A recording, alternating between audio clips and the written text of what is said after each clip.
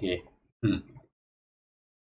क्या last time हमने देखा था, हम लोगों ने स्टैटिस्टिकल जो डेटा था वो निकाल रहे थे टेबल्स में से हमारे पास। क्या कह रहा है, मैक्सिमम कस्टमर्स सेल्स टेबल में मुझे पता करना है मैक्सिमम कस्टमर कितने हैं। ठीक है, कहाँ पर है हमारा सेल्स टेबल। ट्रांसफॉर्म डेटा में चले जाते हैं। सबसे पहले हम लोग ट्रांसफॉर्म डेटा में जाएंगे, मतलब पावर क्वेरी एडिटर में हम लोग आ गए यहाँ पे। ठीक है, पावर एडिटर में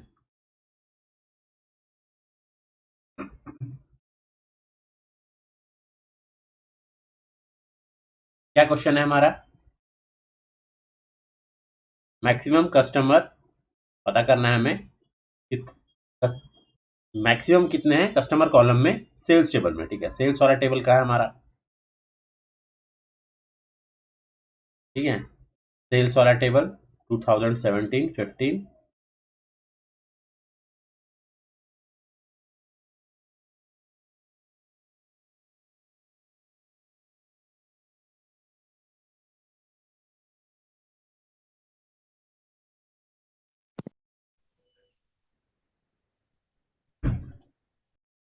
एडब्ल्यू सेल्स लेटेस्ट वाले में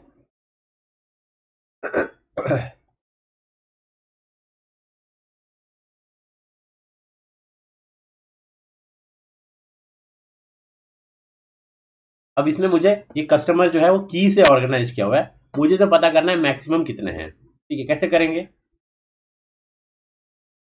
ट्रांसफॉर्म पे आएंगे स्टैटिस्टिकल में। ठीक है, इसमें मैं मैक्सिमम पता करता हूँ। तो मैक्सिमम क्या बताएगा, ये मुझे न्यूमेरिक वाला मैक्सिमम बताएगा कि काउंट बताएगा।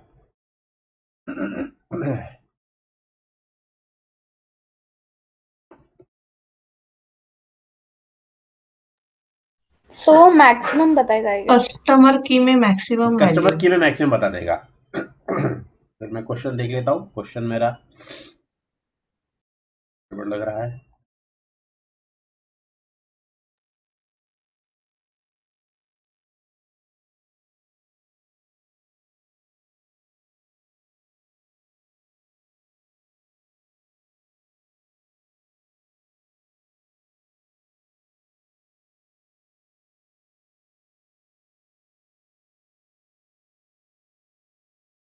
हम्म,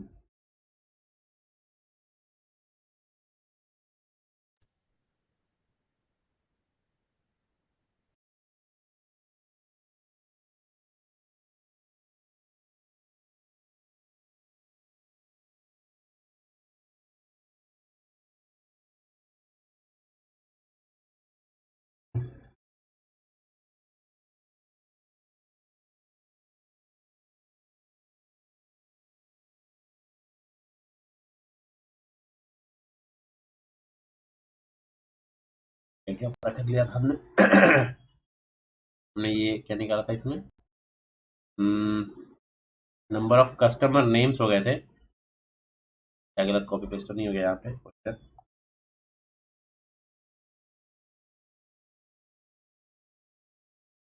ठीक है,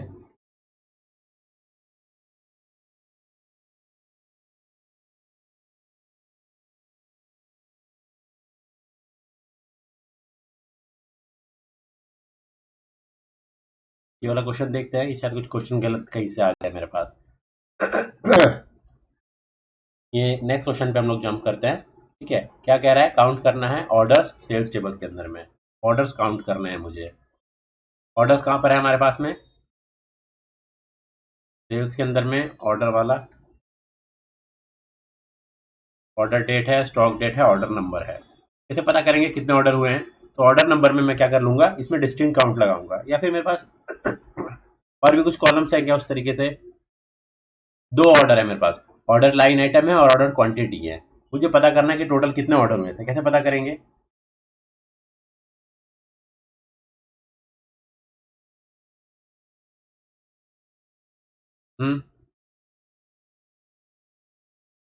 क्वेश्चन दिया तो है। ऑर्डर क्वांटिटी से हाँ, ऑर्डर क्वांटिटी का क्या हम निकालेंगे।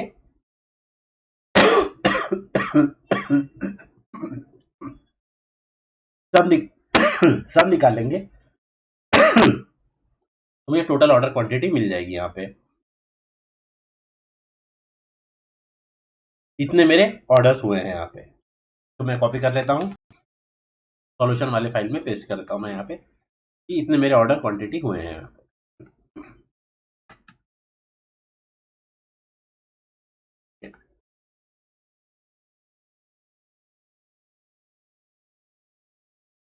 अब उसका ये क्वेश्चन है नेक्स्ट कि कितने डिस्टिंक्ट ऑर्डर हुए हैं। ठीक है, डिस्टिंक्ट ऑर्डर कितने हुए हैं, कहने का क्या मतलब हुआ उसका। देखिए थोड़ा सा आपको डोमेन नॉलेज इसमें होना चाहिए। अब मान के चल लीजिए, इसको मैं निकाल दे रहा हूं क्योंकि मेरा टेबल पूरा इसमें फॉर्मेट हो गया है। अब जैसे मान के चल लीजिए दो कस्टमर है, ठीक है, मोहन है और मोहन है और सुरेश है। मोहन ने एक ऑर्डर प्लेस किया, लेकिन उसके एक ऑर्डर में ना 3 आइटम्स थे। तो अगर मैं डिस्टिंक्ट काउंट करना चाहूं तो कितने ऑर्डर्स प्लेस हुए हैं, सिर्फ ऑर्डर 2 ही है, उसके अंदर आइटम्स डिफरेंट है। तो अगर मैं, ये गया नहीं अभी तक के,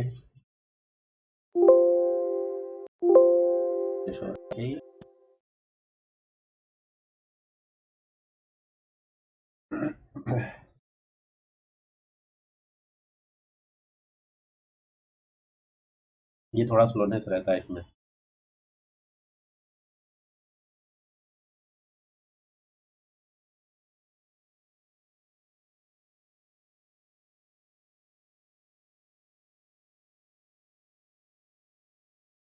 ठीक है,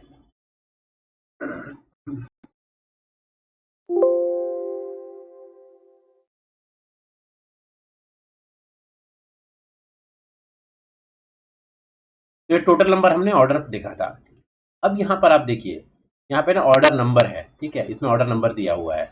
ऑर्डर नंबर को ना हम क्या करते हैं, सॉर्ट करके देखते हैं, ट्राई करते हैं। ठीक है, समझने की कोशिश करते हैं। ये ऑर्डर नंबर जो है 79, 80, 81, 82। अब जैसे मैंने फ्लिपकार्ट में लॉगिन किया, उसमें मैंने 3 आइटम्स किए, लेकिन मेरा ऑर्डर नंबर क्या रहेगा, एक। क्यों? क्योंकि मेरा कस्टमर आईडी 1 है, तो एक से रिलेटेड है।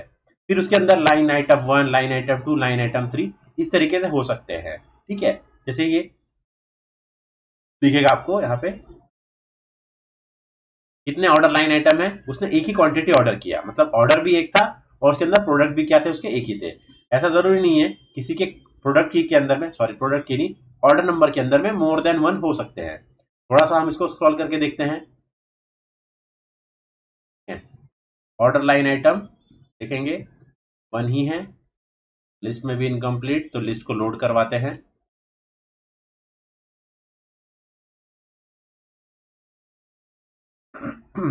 तो कुछ लोगों ने एक ऑर्डर में एक ही सामान मंगवाया, किसी ने कहा 2 है, 3 है, 5 है, 6 है, 7 है, 8 है एंड सो ऑन।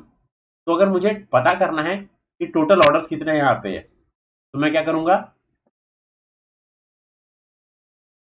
यहाँ पे तो मुझे कितनी क्वांटिटी ऑर्डर हुई है वो पता चल गया। तो ये मेरे पास प्रॉपर आंसर नहीं था, कितने ऑर्डर्स हुए हैं वो मुझे यहाँ से पता चल जाएगा। ठीक है, यहाँ पे ट्रांसफॉर्म कर देंगे, स्टैट्स में जाएंगे और काउंट वैल्यूज करेंगे, तो मुझे पता चल जाएगा कि कितने ऑर्डर्स गए हुए हैं। ठीक है, ये वाला कॉन्सेप्ट मैं हल्का सा बता देता हूँ कि सवाल क्या पूछ रहा है यहाँ पे। क्वेश्चन ये है ना कि मान के चलिए यूजर 1 है आपका, यूजर 1 है, यूजर 2 है, यूजर 3 है। इसने एक ऑर्डर प्लेस किया, उस ऑर्डर में हो सकता है कि 1 2 3 4 4 आइटम्स हो डिफरेंट। यहाँ हो सकता है यहाँ पे बॉटल हो, ठीक है, एक पेन है, फिर मान के चल लीजिए एक हेलमेट है इस तरीके से, और यहाँ पे मान के चलिए एक टेबल हो सकता है, टेबल क्लॉथ। ऐसे ऑर्डर है। तो इसका जो ऑर्डर नंबर है मान के चल लीजिए 593 इसका ऑर्डर नंबर था। वैसे यूजर 2 है आपके पास में, इसने क्या ऑर्डर किया, इसका ऑर्डर नंबर है 594। इसने क्या ऑर्डर किया, सिर्फ इसने एक बॉटल ऑर्डर किया। तो अगर हम निकालते हैं टोटल नंबर ऑफ प्रोडक्ट्स, तो उससे मुझे पता नहीं चल पा रहा है कि कितने यूजर्स आ रहे हैं, मुझे पता करना है कितने यूजर्स आ रहे हैं। ठीक है, हाँ वो सेकंड लेवल पे हो सकता है कि पर यूजर मेरे कितने ऑर्डर जा रहे हैं, वो सेकंड लेवल पे मैं करूँ, बट फर्स्ट लेवल में तो मुझे पता करना है कि कितने ऑर्डर्स है। तो ये जो यूजर आईडी है ना, या यूजर्स है कस्टमर वाले, ये सॉरी ऑर्डर नंबर है ना, मैं ऑर्डर नंबर पता करूंगा कि कितने ऑर्डर नंबर है मेरे पास। तो यहाँ पे ऑर्डर नंबर को काउंट कर लेते हैं। इसको हटा देता हूं मैं। ठीक है, सेल्स में जाकर के ऑर्डर नंबर, मैंने क्या किया, मैंने इसको सॉर्ट कर दिया, बट उससे कुछ फर्क नहीं पड़ेगा हमारे एनालिसिस में, वो तो खाली टेम्पररी आपको यहाँ दिख रहा है। तो क्या करेंगे, ट्रांसफॉर्म में जाकर के, मैथ से रिलेटेड है तो न्यूमेरिक स्टैट्स में काउंट वैल्यूज,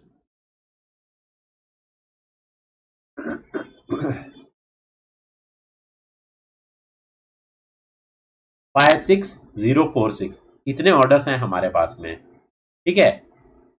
अब तो एक बार ना टेस्ट कर लेता हूं ताकि हम वैल्यूज कंपेयर करें।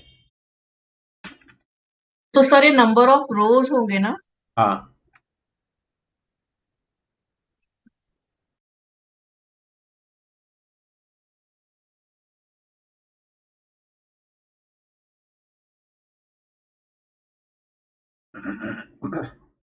अगर हम प्रोडक्ट में लगाते हैं तो कितने प्रोडक्ट सेल हुए वो पता चल गया था मुझे, लेकिन क्या पता करना है कितने ऑर्डर्स गए हुए। अब सेकंड क्वेश्चन पूछ रहा है कि डिस्टिंक्ट ऑर्डर, ऐसा क्यों, देखते हैं क्या दोनों में डिफरेंस है क्या। तो क्रॉस कर यस देते हैं। सर, रिपीटेटिव भी हो सकता है। क्योंकि एक एक यूजर ने 2 3 4 5 6 7 आइटम मंगाए हुए हैं, ठीक है। तो फिर अगेन ट्रांसफॉर्म में जाते हैं, कहाँ गया, maths tool, numbering, found distinct values. इसमें जो वैल्यू रहेगी, क्योंकि डिस्टेंट काउंट कर रहा है, क्योंकि लोगों ने मल्टीपल ऑर्डर्स प्लेस किए हुए हैं, तो यहाँ पे वैल्यूज क्या हो गई, कम हो गई है, कुछ ज्यादा ही कम हो गई है।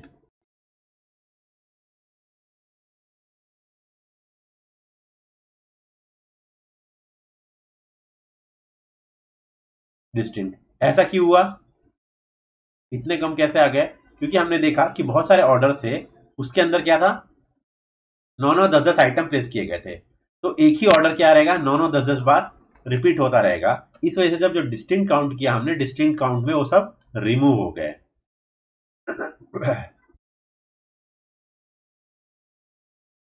ठीक है। सर फिर से बता। हाँ देखिए, अब कैसा है ना, इसको मैं स्क्रॉल करता हूँ नीचे, ठीक है। पहले तो यहाँ पे लाइन आइटम्स में मैं पहले ज़्यादा सिलेक्ट कर लेता हूँ, ऑर्डर लाइन आइटम।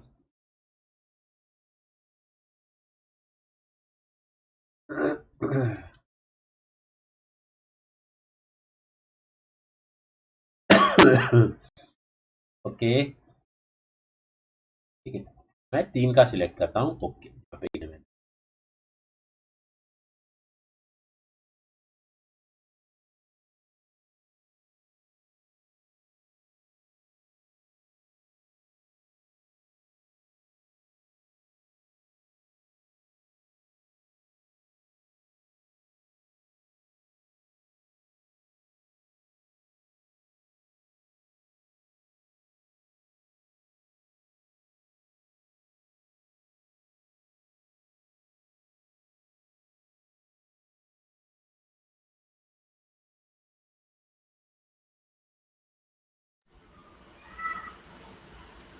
सर अगर ऑर्डर नंबर पे भी फिल्टर किया किसी एक रिस्पेक्टिव ऑर्डर नंबर को, तो भी तो वो देगा ना कितने एंट्रीज है उसके। ठीक कर रहा हूँ मैं। हाँ, फिल्टर लगा दिया मैंने, और कहाँ फिल्टर लग के है अपने पास,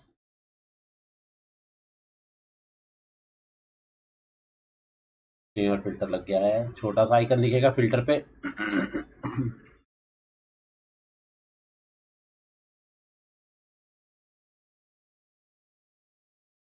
फिल्टर हटा दिया मैंने, कटिंग हटा दिया, फिर फिल्टरिंग हटा दिया।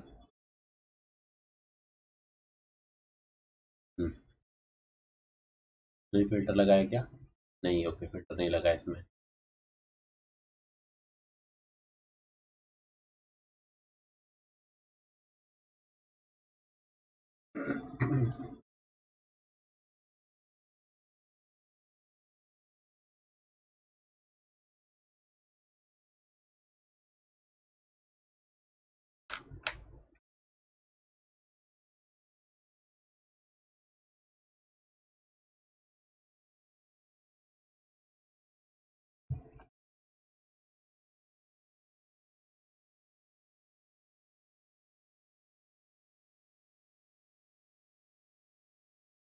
राइट,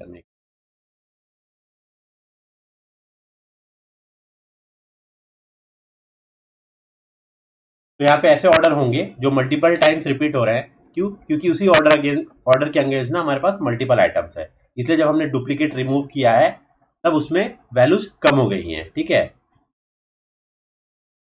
नेक्स्ट क्वेश्चन में चलते हैं। क्या कह रहा है? Extract only birth year in the customer lookup table. ठीक है, बर्थ ईयर हमें बर्थ ईयर वाला पार्ट चाहिए मुझे, किसमें से? कस्टमर लुकअप टेबल में से। कस्टमर लुकअप टेबल है हमारे पास। अच्छा, मैंने स्क्रीनशॉट नहीं लगाया, इसका स्क्रीनशॉट मैं लगा दूंगा। कस्टमर लुकअप टेबल में मुझे डेट ऑफ बर्थ कॉलम है मेरे पास। क्या? ठीक है, डेट ऑफ बर्थ कॉलम है। डेट ऑफ बर्थ में से मुझे क्या चाहिए? मुझे ईयर वाला पार्ट एक्सट्रैक्ट करना है। ठीक है, तो मैं यहां जाता हूं ट्रांसफॉर्म में नहीं, मैं ऐड में जाऊंगा। क्यों? क्योंकि मुझे डेट ऑफ बर्थ हटाना नहीं है, मुझे इसमें सिर्फ क्या एक्सट्रैक्ट करना है? न्यूमेरिक वाला पार्ट एक्सट्रैक्ट करना है। कैसे जाएंगे? डेट में जाके मुझे सिर्फ ईयर चाहिए, तो ये क्या करेगा? ईयर पार्ट रिमूव करके दे देगा।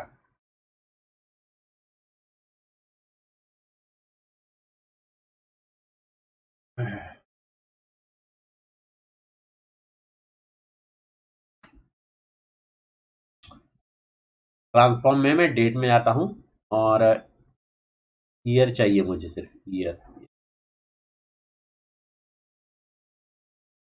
तो इस कॉलम में से मुझे क्या मिल जाएगा? ईयर मिल जाएगा। अब जो मेरे पास कस्टमर है उसका मुझे ईयर ऑफ बर्थ मिल जाएगा। ईयर ऑफ बर्थ क्यों निकाल रहे हैं हम? क्योंकि आगे चल करके ना हम उनकी एज भी निकालेंगे और फिर हम देखेंगे कि हमारे कस्टमर्स किस कैटेगरी में हैं, यंग है, ओल्ड है, सीनियर सिटीजन है। तो उस हिसाब से मैं क्या रहूंगा, मैं देखूंगा कि अच्छा मेरे इसमें यंग स्टूडेंट ज्यादा या यंग पॉपुलेशन ज्यादा है, तो मैं उस हिसाब से अपने प्रोडक्ट्स को मैनेज करूंगा। अगर मैं देखूंगा कि मेरे यहाँ ओल्ड ज्यादा है तो फिर मैं मेरे स्टोर का इंफ्रास्ट्रक्चर उस हिसाब से चेंज करूंगा, प्रोडक्ट उस हिसाब से रखूंगा। तो वो एनालिसिस करने के लिए मैंने क्या निकाला है? अभी ईयर निकाला है। अभी नहीं, हम लोग जब टैक्स पढ़ेंगे तब हम देखेंगे कि कैसे निकालेंगे एज। इस वजह से यहाँ से भी एज निकल सकता है, पर टैक्स हम लोग। फिर क्या कह रहा है? शायद ये आखिरी क्वेश्चन। एक कंडीशनल कॉलम ऐड कह रहा है based on income, annual income. कैसे? कस्टमर लुकअप टेबल पे है भी, इसमें मुझे इनकम फील्ड है क्या ऐसा कुछ? हाँ देखिए, एनुअल इनकम है। अब क्या कह रहा है? ये मैंने थोड़ा रफ लिखा, क्वेश्चन से थोड़ा और क्लियर लिखूंगा मैं, मेरे को ही डाउट आ गया है। थोड़ा और एक्सप्लिसिट करके लिखूंगा मैं कि क्या चाहिए। ठीक है। कह रहा है कि 15,000 है कि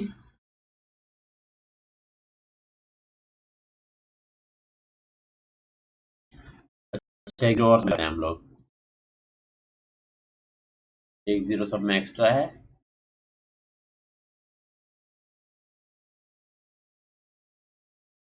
$1.5 लाख से ऊपर से जिसकी इनकम है $1.5 लाख में है, वो वेरी हाई है कि $1 लाख है वो हाई है। इसका $1 लाख से नीचे अगर है, मतलब 1.5 से 1 के बीच में, 1 से 50 के बीच में कर देते हैं इसके बीच में तो एवरेज है। और जिसका इनकम $50,000 से नीचे है उसको लो कैटेगरी में हमें डालना है। तो इस तरीके से मुझे क्या करना है? कैटेगरी बनाना है। कैसे करेंगे हम लोग? ऐड कॉलम में जाकर के मैं कंडीशनल कॉलम लगा सकता हूं। यहाँ पे हमने देखा था कंडीशनल कॉलम में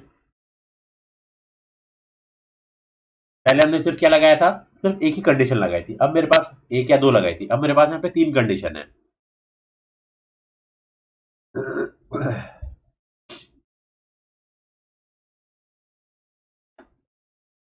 ठीक है, एक नेम दे देंगे। क्या नेम दे देंगे इसका?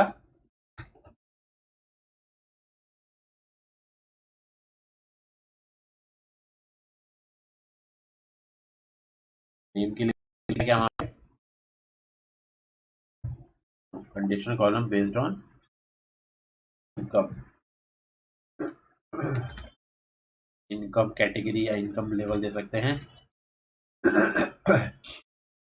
किस कॉलम पे हम लोग जज कर रहे हैं? Annual income. ठीक है, एनुअल इनकम अगर ग्रेटर देन है और equal to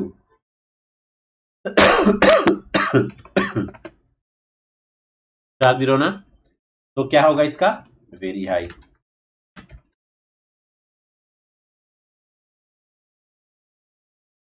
if again annual income is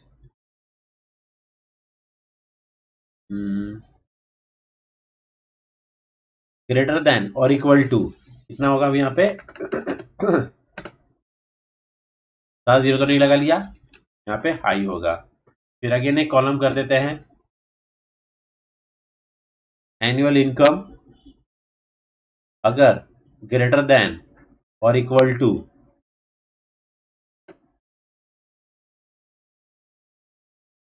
50K, तो क्या होगा, एवरेज डाल देते हैं, और नहीं तो चौथा कॉलम भी ऐड कर सकते हैं, या फिर यहाँ पे एल्स करके लो में डाल दीजिए, ठीक है।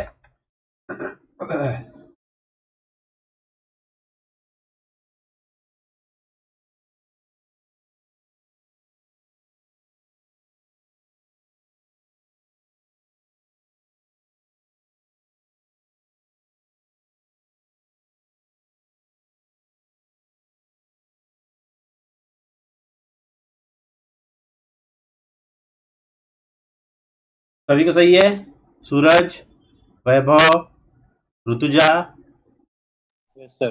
प्रफुल्ल, मानसी, अमन, अमन कहाँ है? Yes sir. Yes sir. ठीक है सर, ऐसा सेग्रीगेशन क्यों किए? अरे आप खुद समझिए ना, कि अगर मुझे पता रहेगा कि मेरे पास किस इनकम कैटेगरी के लोग आ रहे हैं, तो मैं उस प्रोडक्ट पे या उस प्राइस रेंज पे या उस बजट पे ज्यादा फोकस करूंगा। इसलिए मैं क्या कर रहा हूं, अपने कस्टमर्स को भी कैटेगराइज कर दे रहा हूं।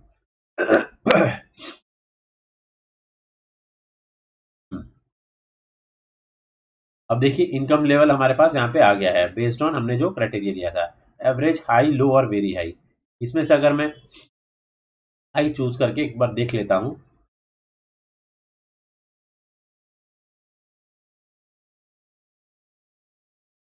ठीक है,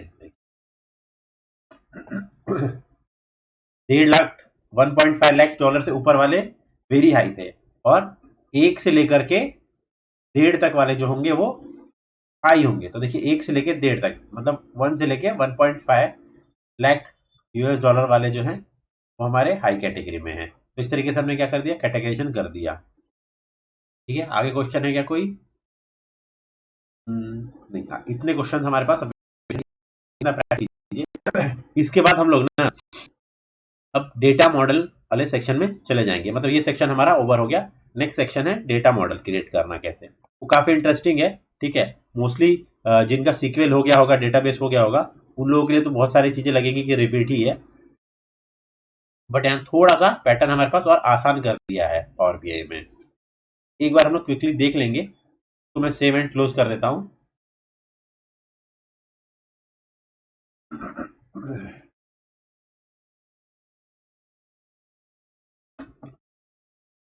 पावर एडिटर बंद हो गया, पावर क्वेरी एडिटर। यहाँ पर मैं अप्लाई चेंजेस करता हूँ, हैंग हो गया पीसी मेरा।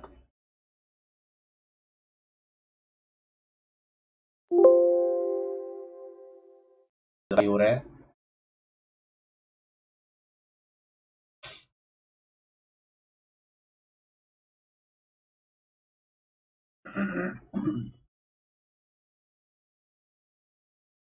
अभी डेटा मॉडल वाला सेक्शन है कहां पे हमारा? तो ये देखिए हमारे पास सबसे पहले डेटा लोड हो जाने दीजिए इसको।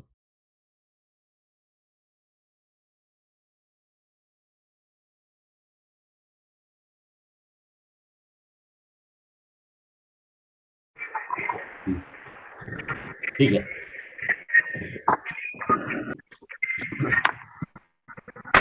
म्यूट कर लीजिए।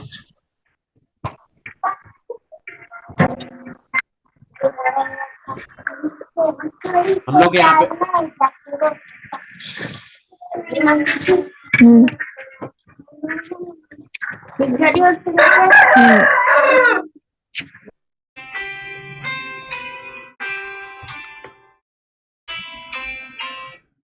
हाँ।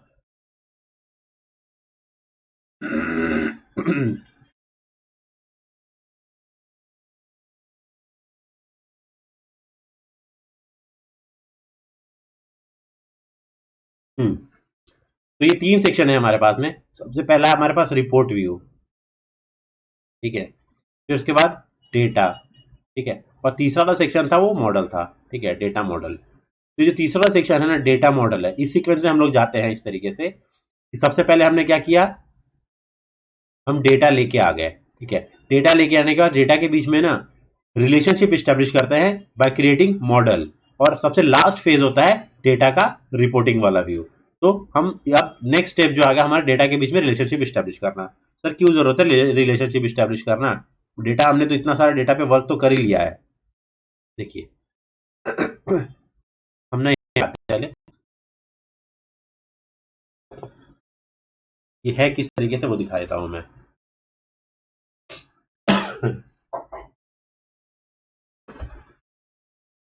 तो साइड कर देंगे, इसको साइड कर देंगे। तो जितने टेबल्स अभी तक मैंने इंपोर्ट किए ना, वो सारे टेबल्स यहाँ पर मेरे पास आके बैठे हुए हैं, जिसमें से ये पिवट डेमो मैं हटा दूंगा क्योंकि ये अननेसेसरी है। और सेल्स के जो इंडिविजुअल टेबल थे ना, जैसे 15, 16, 17 और पुराने वाले हटा दूंगा। जो काम किया है सिर्फ वही रखेंगे हम लोग कल से। अब ये टेबल्स क्या है ना, ये टेबल्स इंडिविजुअल डेटा आइलैंड है, ये अलग आइलैंड है, ये अलग आइलैंड है। ये लोग इनको अदर टेबल्स के बारे में इंफॉर्मेशन नहीं है।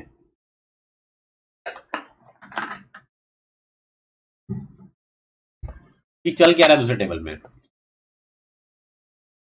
तो उससे क्या लॉस है? तो उससे लॉस नहीं है हमको, तो उससे ये हो जाएगा ना कि डेटा हमारा इनएक्यूरेट रहेगा। कैसे देखते हैं, यहां पे हम लोग क्या करते हैं,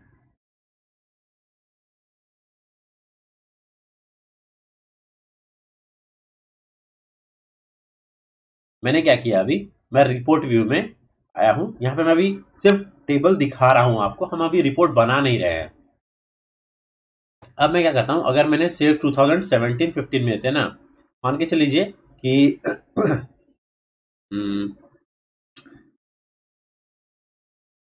ऑर्डर क्वांटिटी को उठाया और वैल्यूज में डाल दिया, ठीक है।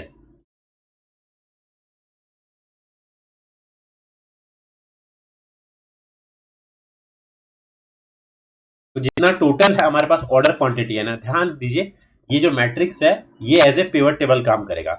अब मेरा 84,174 इतने मेरे ऑर्डर हुए हैं। अब किस चीज के ऑर्डर हुए हैं, तो मैं यहाँ पे कर सकता हूँ क्या, हाँ मैं प्रोडक्ट की वाइज कर सकता हूँ, ठीक है। क्या करूंगा, रोज में डाल दूंगा, ठीक है।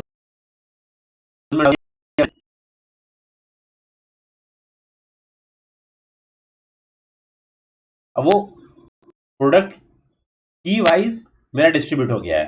फॉर एग्जाम्पल प्रोडक्ट नंबर 214 है, वो इतने इतने ऑर्डर उसके गए हुए हैं इस तरीके से। लेकिन ये नंबर से आपको पता चल रहा है क्या कि कौन सा प्रोडक्ट है? नहीं। तो अगर मुझे मैनेजमेंट को बताना है कि 214 क्या है प्रोडक्ट, तो मुझे क्या डेटा चाहिए रहेगा, along with order quantity, sorry along with product का नेम बता दो। तो वो कहां से मिलेगा मुझे, प्रोडक्ट लुकअप से, ठीक है। मैं प्रोडक्ट लुकअप में गया, product name, yes product name is there. अब मैं क्या करता हूं, सिर्फ इसको ड्रैग करता हूं और यहां पे ड्रॉप कर दे रहा हूं, दैट्स इट। अब मेरे पास इस तरीके से टेबल आ गया, ठीक है। अब यहां पर मेरे पास प्रॉब्लम ये हो रहा है ना कि जब तक प्रोडक्ट की था तब तक तो सही था, लेकिन जैसे ही प्रोडक्ट नेम आ गया ना, ये बहुत ही विजिबल चीज है कि सब में क्वांटिटी सेम ही आ गई है और टोटल भी सेम ही है। ऐसा कैसे, 1 + 1 + 1 + 1 फाइनली 1 ही हो गया, ऐसा कैसे हो गया?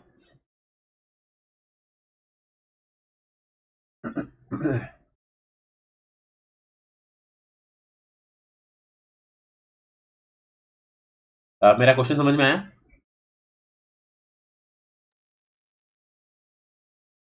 इसके पीछे का रीजन ये है ना, इसके पीछे का रीजन ये है ना, नहीं इसके पीछे का रीजन ये है ना कि ये प्रोडक्ट लुकअप टेबल है ना, और ये जो सेल्स वाला टेबल है ये वाला मेरा, इनके बीच में मैंने क्या किया, एक फील्ड यहां से उठाया, एक फील्ड यहां से उठाया, ये दोनों को उठा करके मैंने क्या कर दिया, यहां पे रख दिया।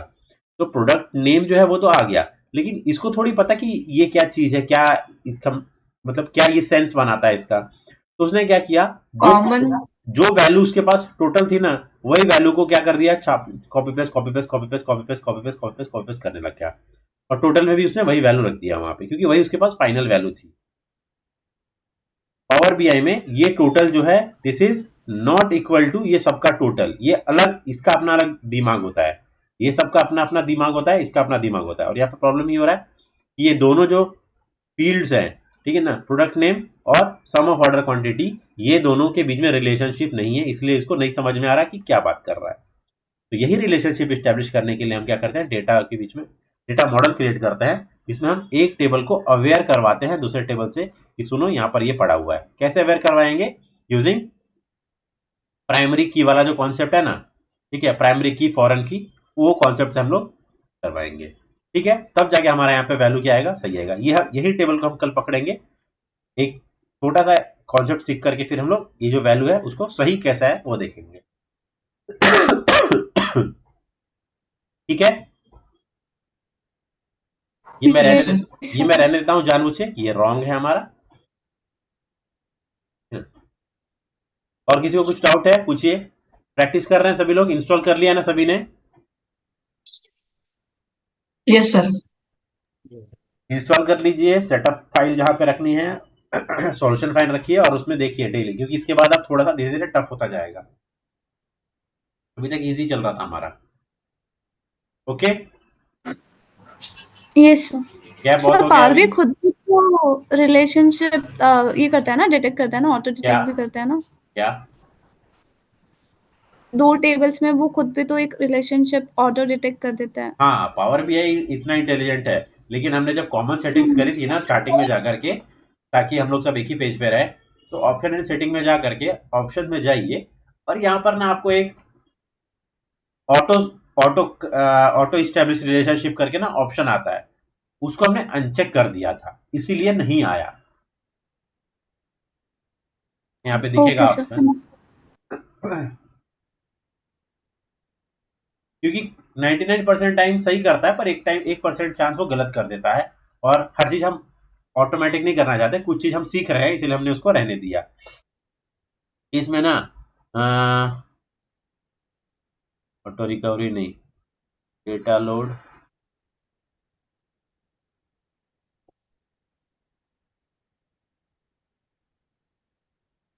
इसमें आप लोग सर्च कीजिएगा, थोड़ा पता भी चल जाएगा कि इसके अंदर क्या है।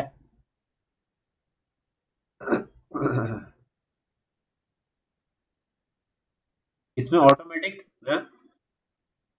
कहाँ गया, देखिए ये दिख रहा है ना relationship, auto detect new relationship, इस पे अगर आप क्लिक करेंगे ना तो बहुत सारा आपका रिलेशनशिप ऑलरेडी बना के दे देगा, पर हम जानबूझ के नहीं कर रहे हैं।